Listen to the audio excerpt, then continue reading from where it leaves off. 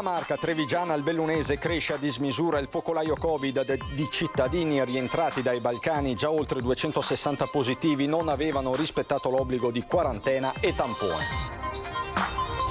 Flash mob questa mattina a Venezia in segno di solidarietà nei confronti delle donne afghane. Se siamo arrivati a questo punto significa che la politica e la diplomazia hanno fallito.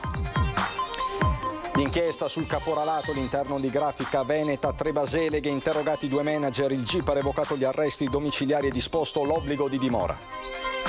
Farmacista 37enne trovata morta ieri sera in casa, suicida nella notte lo zio Giallo a Castelfranco, indagano i carabinieri, si attende l'esito dell'autopsia. Moto contro furgone che esce da un parcheggio, muore motociclista 40enne, tragedia d'Arsiero, grave la passeggera della moto. Dopo lo spaventoso incendio dell'autocisterna ieri, oggi nuovi incidenti in A4 e l'autostrada è rimasta chiusa al traffico tra Latisana e Porto Gruaro. I sindaci, situazione insostenibile, terza corsia subito. Pioggia di medaglie per il Veneto alle Paralimpiadi, il 23enne di Vo, Luigi Beggiato, conquista 2 argenti, oro per il veronese Raimondi, Zaia, grandi emozioni per il Veneto. Bentrovati, buonasera telespettatrici, telespettatori di Antenna 3. In primo piano il nuovo focolaio che sta interessando varie parti del Veneto, soprattutto tra Treviso e Belluno, dove si allarga praticamente a macchia d'olio il contagio tra i macedoni e non solo, che sono rientrati dalle ferie estive dalla Macedonia del Nord e dai paesi balcanici. La contabilità nel solo trevigiano è salita a 216 positivi, sale il numero anche nel bellunese. Abbiamo 216 casi, quindi tanti. Cresce a dismisura nella Marca il focolaio Covid generato da cittadini di rientro dalle ferie dall'area balcanica.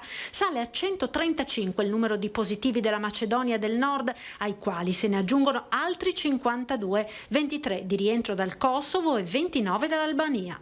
La realtà più impegnativa, più importante è quella di Pieve di Soligo con 71 casi e quella minore, diciamo, Treviso con 27 casi. 13, tutti non vaccinati, sono ricoverati in ospedale e 3 di 27, 37 e 72 anni in terapia intensiva. Complessivamente nella Marca sono 51 i ricoverati per Covid. Purtroppo in tutta questa popolazione non vaccinata i tempi di degenza sono molto lunghi.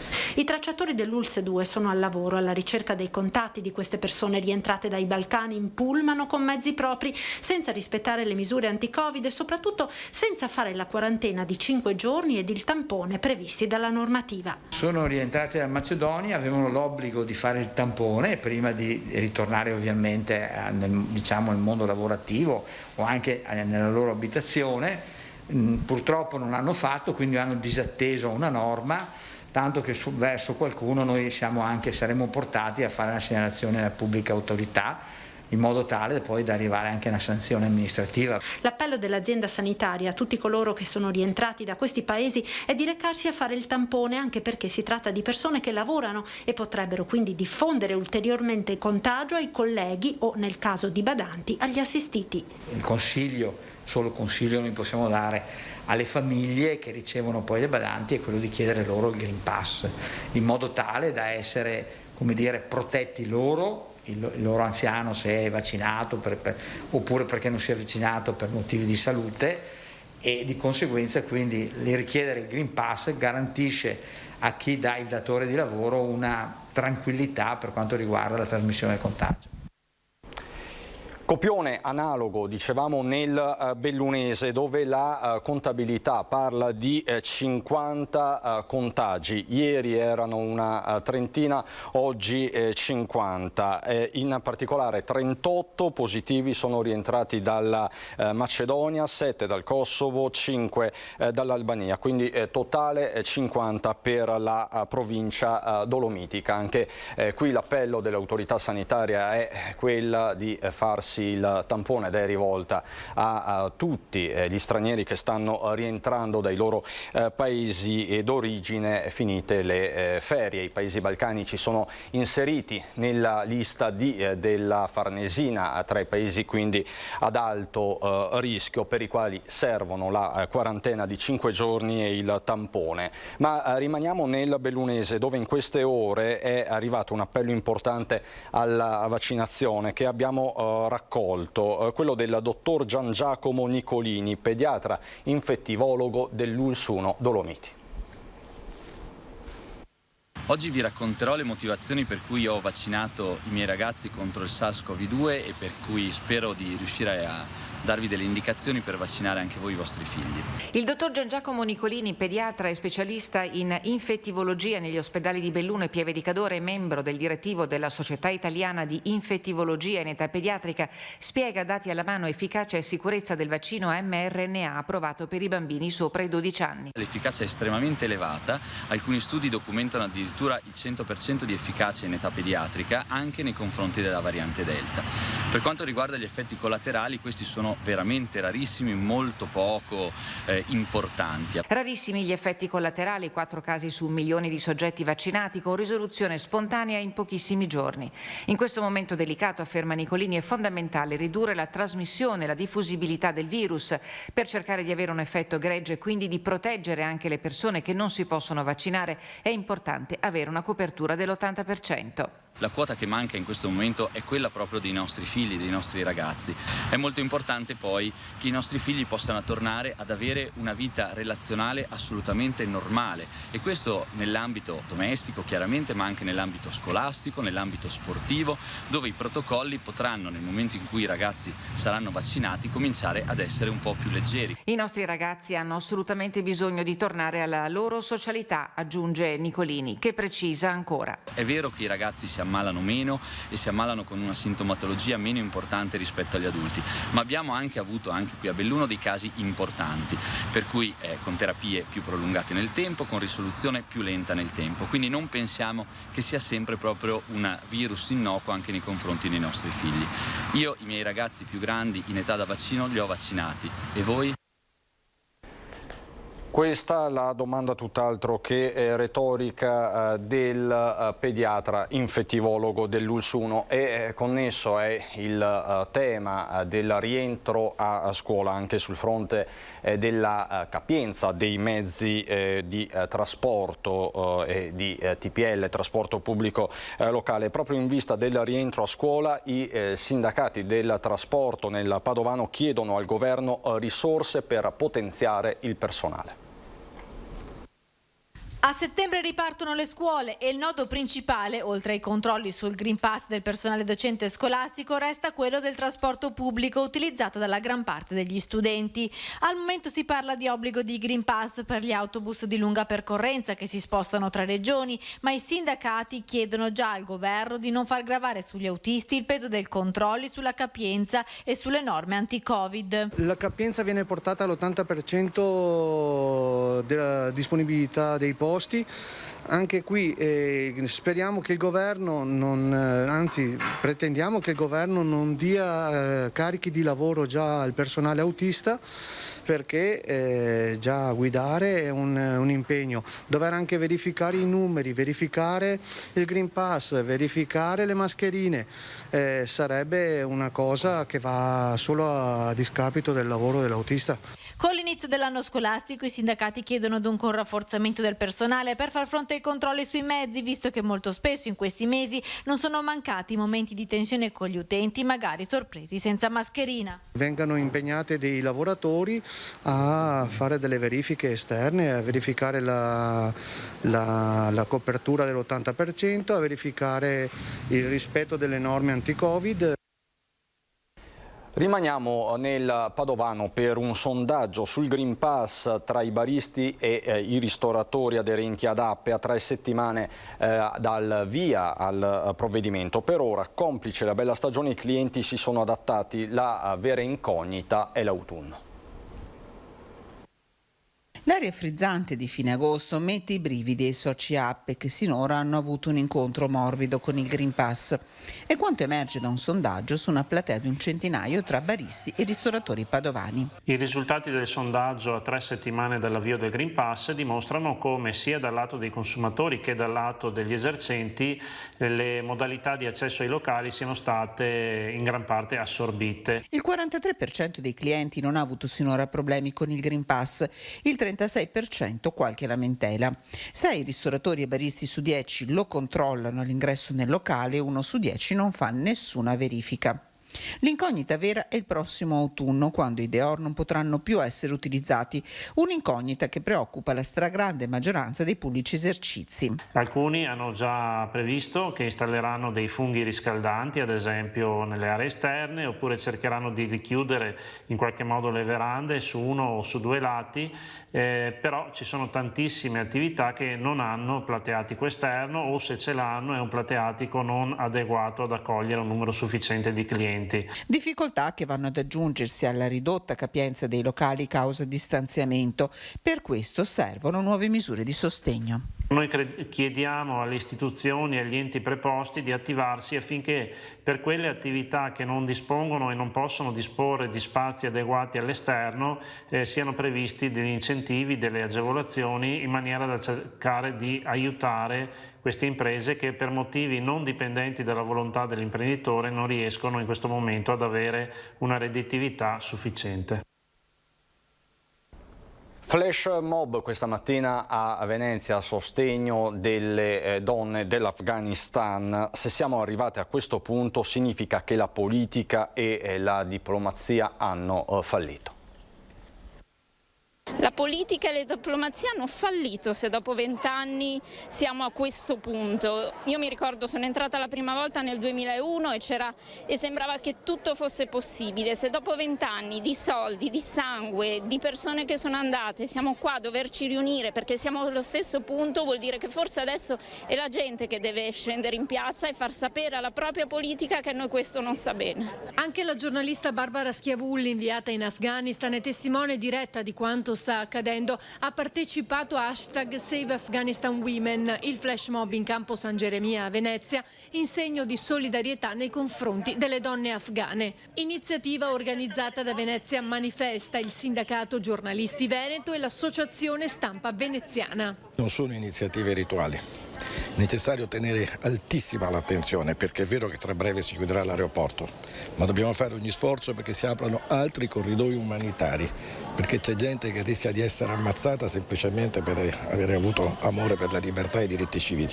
In pericolo, oltre alle donne e ai bambini, ci sono anche i giornalisti, gli occhi di ciò che realmente accade e che spesso pagano con la vita, proprio come è accaduto oggi a un giornalista di Tolo TV. Solo il sindacato europeo e il sindacato mondiale, la Federazione della Stampa, abbiamo dato 500 nomi di giornaliste e giornalisti e di persone che hanno collaborato con le emittenti occidentali. Grazie, spesso sono state la nostra voce e i nostri occhi in Afghanistan. Potete immaginare, se solo i giornalisti sono 500, io gli appelli che ricevo sono appelli disperati in queste ore, di persone che hanno il visto, che sono all'aeroporto e che non riescono a partire. Si teme molto quello che accadrà nel momento in cui le telecamere verranno spente, perché adesso c'è una grande pressione e visione di quello che sta succedendo. Il rischio è che tutte le donne che non sono donne, uomini, attivisti, politici, tutte le persone che in questi 20 anni si sono impegnate rischiano di essere cancellati. Forse tutti i paesi occidentali dovrebbero rispondere a questa domanda, ma in 20 anni come mai non è stato costruito un esercito civile capace di resistere ai talebani? Come mai non sono stati armati gli oppositori? Come mai i campi di oppio sono restati tutti là? Sono tutte domande che creano grandi inquietudini. Una sola cosa non può fare l'Occidente, girarsi dall'altra parte con cinismo. Bisogna trovare un'altra strada perché gli afghani possano riconquistare la libertà. Intanto applicare davvero le sanzioni, intanto davvero incominciare a non fargli avere più le armi, incominciare a non fargli avere più soldi, incominciare a creare un cordone di sicurezza. Queste le parole, ma ci sono i fatti, e i fatti dell'ultima ora ci dicono questo. Lo possiamo vedere dal Corriere.it. Kamikaze e terrore a Kabul, 2 esplosioni all'aeroporto. Il New York Times parla di almeno 40 morti e 120 feriti. Sono stati colpiti civili e militari. Una testimone: il canale è diventato color sangue, ma c'è anche l'aggiornamento dell'ANSA battuto proprio in questi minuti. Bimbi tra i 13 morti, qui si parla appunto di 13 morti, feriti militari USA e della Gran Bretagna. In precedenza c'erano stati degli spari allo scalo, coinvolto anche il C-130 italiano, quindi una situazione che sta peggiorando di ora in ora, anche in vista dell'ultimatum che i talebani hanno lanciato agli americani e alla coalizione in vista del 31 di agosto. Questa quindi la situazione dell'Afghanistan. Veniamo alla cronaca di casa nostra. L'inchiesta giudiziaria sul caporalato all'interno della Grafica Veneta di Trebasele, che martedì mattina hanno chiesto e ottenuto l'interrogatorio i 2 manager dell'azienda, gli arresti domiciliari. Ebbene, il GIP in queste ore ha revocato la misura e disposto l'obbligo di dimora. Nessuno sfruttamento ha riguardato i dirigenti di Grafica Veneta coinvolti nell'inchiesta sul caporalato della Procura della Repubblica di Padova, che martedì, dopo averlo chiesto in modo spontaneo, sono stati a lungo interrogati dal PM titolare delle indagini, che ha dato parere favorevole alla revoca della misura cautelare. A spiegarlo nel suo studio padovano è il difensore di Giorgio Bertan, l'avvocato Fabio Pinelli, che comunica come l'istanza sia stata parzialmente accolta dal GIP e che per i 2 manager, oltre a Giorgio Bertan e Giampaolo Pinton, è stata disposta la misura dell'obbligo di dimora nel loro comune di residenza. Hanno reso gli interrogatori 2 dirigenti e hanno chiarito assolutamente quello che è stato il ruolo di Grafica Veneta, che è un ruolo di estraneità rispetto allo sfruttamento, eventuale sfruttamento dei lavoratori compiuto semmai dal datore di lavoro di questi lavoratori pakistani. Nessuno sfruttamento in capo ai dirigenti di Grafica Veneta, puntualizza il legale, che aggiunge come l'azienda abbia usato, come prevede la legge, l'istituto del contratto di appalto di servizi. La parte di lavoro che viene fatta, per conto del committente venga compiuta sotto il controllo e la vigilanza da parte dei lavoratori del loro reale datore di lavoro, che è la ditta con la quale il committente, in questo caso Grafica Veneta, stipula il contratto di appalto di servizi.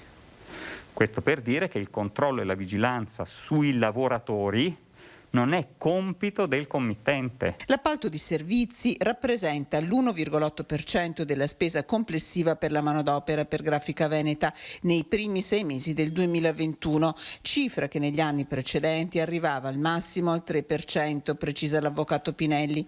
Adesso i 2 manager coinvolti, Giorgio Bertan e Giampaolo Pinton, sono pronti a chiedere la totale revoca delle misure cautelari. Chiederemo nuovamente con una istanza la revoca della misura per quanto attenuata dell'obbligo di dimora.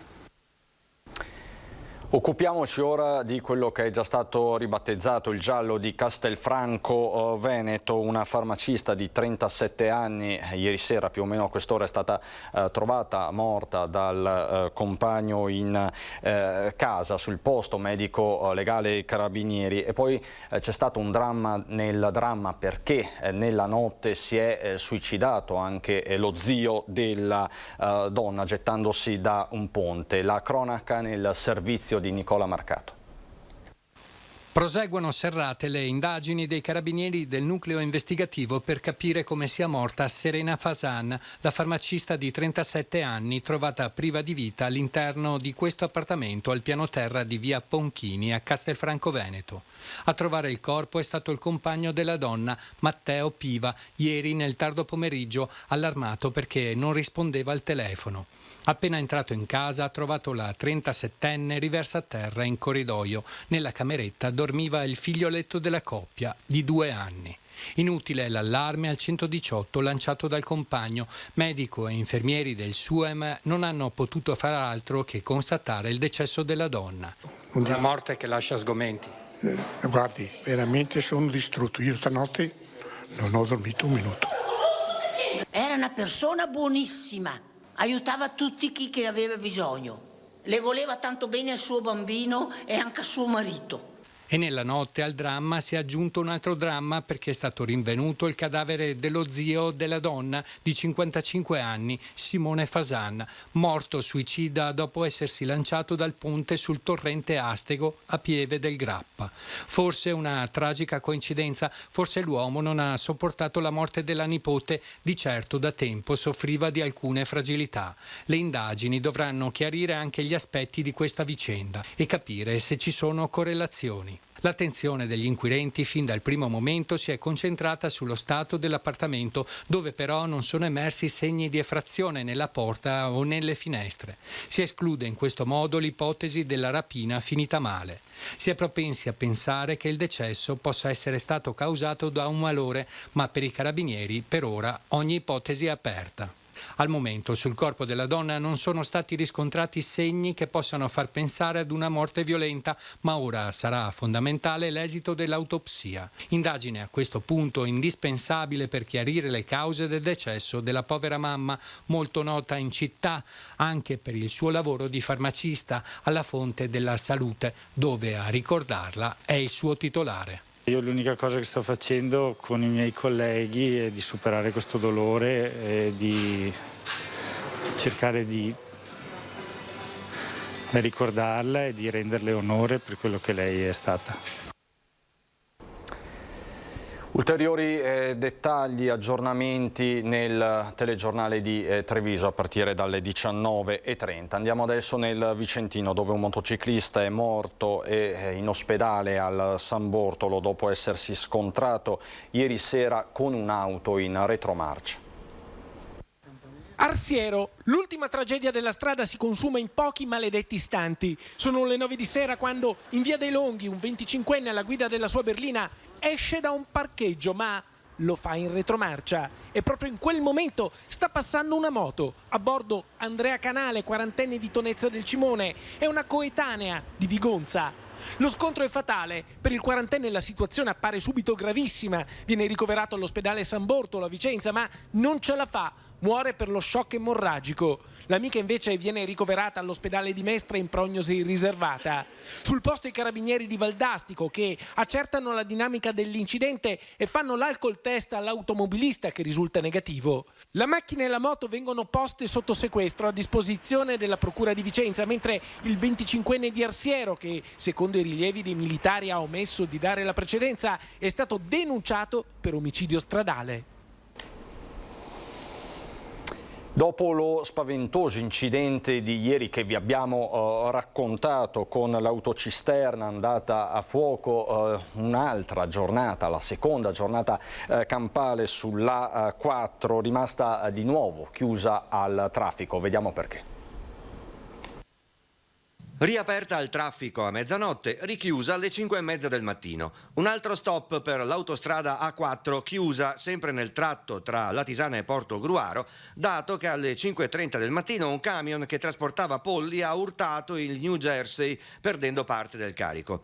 L'incidente ha causato anche la chiusura dello svincolo di Latisana verso Venezia. Gli animali sono stati recuperati e gli addetti di autovia hanno provveduto a pulire il manto stradale. Disagi anche nel tratto precedente a 3 corsie tra San Giorgio di Nogaro e Latisana, sempre in direzione Venezia, dove un altro mezzo pesante ha perso il carico di granaglie. Sul posto il personale della manutenzione di autovie per sgomberare la corsia di marcia dal materiale. La A4 e lo svincolo chiusi sono stati riaperti verso le 11:30. Il sindaco di Porto Gruaro, anche se precisa che il terribile incidente di mercoledì, quello che ha riguardato l'autocisterna da 42.000 litri di gas, non sarebbe stato causato dal restringimento di carreggiata, lancia il suo appello. Qualcosa bisogna fare, bisogna che il cantiere inizi e finisca al più breve tempo, nel più breve tempo possibile. Ministero, regioni, facciamo tutti insieme qualcosa per risolvere il problema della terza corsia nel più breve tempo possibile, altrimenti i danni possono essere lunghi, duraturi e irreparabili. Il susseguirsi di incidenti in A4 rende insostenibile la viabilità nei comuni attorno all'autostrada. È andato in tilt Latisana, è andato in tilt Porto Gruaro, è andato in tilt San Stino di Livenza, tutti andiamo in tilt, quindi aumentano magari i rischi di incidenti anche nelle nostre strade. Ci sono poi le buone notizie, arrivano da Tokyo, pioggia di medaglie per il Veneto sul fronte delle Paralimpiadi. Il 23enne di Vo Luigi Beggiato conquista 2 argenti, oro invece per il veronese Raimondi. Ecco i loro videomessaggi proprio dalla capitale nipponica. Ciao Vo, la prima gara è andata, i 100 stile libero. Uno splendido argento inaspettato, non vedo l'ora di condividere questa gioia con voi una volta tornato a casa e ci sentiremo per le prossime gare dei prossimi giorni e avanti tutta. Pochi minuti dopo la medaglia d'argento nei 100 stile libero, Luigi Beggiato si augura nuovi successi e dopo averci mandato questo video infatti conquista un'altra medaglia d'argento nella staffetta mista 4x50, l'11° podio dell'Italia alle Paralimpiadi di Tokyo, un successo condiviso con un altro veneto, Antonio Fantin di San Michele al tagliamento. Una giornata fantastica per lo sport paralimpico veneto che conquista anche un oro con il veronese Stefano Raimondi nei 100 rana categoria SB9. Oggi sono riuscito a vincere questa, anche grazie al vostro sostegno e la battaglia continua. Grazie all'allenatrice di Este, Federica Fornasiero, nel team di accompagnatori degli atleti veneti ci arrivano anche i saluti del padovano, medaglia di bronzo nei 100 dorso, Francesco Bettella. Spero di regolare altre emozioni e cercherò di fare il massimo per portare un altro podio. Ciao Padova. E di grandi emozioni per il Veneto ha parlato in giornata, complimentandosi con questi ragazzi, il presidente della regione Luca Zaia. Ma quella di oggi è una giornata importante anche per altri motivi. Nel giorno del 43° anniversario dell'elezione al Solio Pontificio di Albino Luciani si fa il punto sull'attesa beatificazione del Papa bellunese dei 33 giorni, per la quale si attende il riconoscimento della guarigione inspiegabile di una bambina avvenuta 10 anni fa per sua intercessione. Oggi sul quotidiano cattolico L'Avvenire la giornalista Stefania Falasca, vice postulatrice della causa di beatificazione di Papa Luciani, afferma che il processo è giunto alle battute finali. L'ultimo voto, quello della sessione dei cardinali e dei vescovi che chiuderà l'iter giudiziale, è previsto per il prossimo ottobre. Una volta riconosciuto e sancito con decreto papale il miracolo, spiega Falasca, non resterà che fissare la data della beatificazione. La causa di canonizzazione di Papa Luciani si è aperta nel 2003 a 25 anni dalla sua morte. Nel novembre del 2017 con decreto sancito da Papa Francesco sono state proclamate le sue virtù eroiche. Questo quindi l'aggiornamento che arriva di fatto dal Vaticano. Siamo alle battute conclusive. Vi ricordo solo che c'è un'allerta gialla, una nuova allerta gialla sul fronte del maltempo, una breve fase di instabilità sul settore nord-orientale della regione, con il possibile verificarsi di rovesci o temporali, con allerta anche per il sistema fognario e lungo la rete idrografica minore. Ma vediamo nel dettaglio le previsioni del tempo con Alice Montagnier. È tutto per questa edizione regionale, grazie per l'attenzione e buon proseguimento.